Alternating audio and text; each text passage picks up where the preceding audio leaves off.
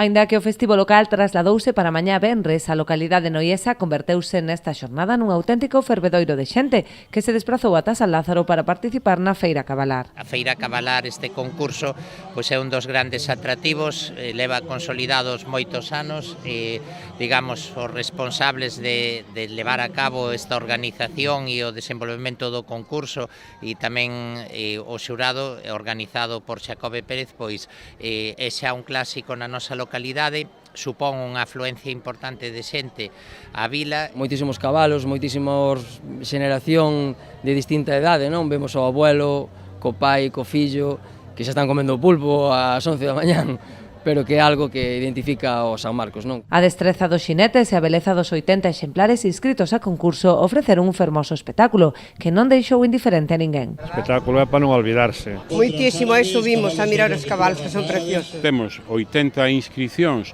nos concursos nun día de semana, pois lóxicamente con cabalos chegados dende Lugo, dende Viveiro, dende San Amaro en Ourense, de concellos tan distantes da provincia de Pontevedra tamén, da Estrada, de Vilagarcía, de Cambados. É un éxito rotundo. Ademais de disfrutar da tradición ecuestre, veciños e visitantes tiveron ocasión de coñecer as últimas novidades en maquinaria agrícola, nunha feira que este ano cambiou de emprazamento por mor da celebración do mercado ambulante. Bueno, me gusta ver maquinaria, me gusta ir comer o pulpo e disfrutar do día. A xente está moi animada, porque desde que foi da pandemia eu encontro que hai máis movimento no pueblo, e ademais que a jueves hai mercado, é todo maravilloso.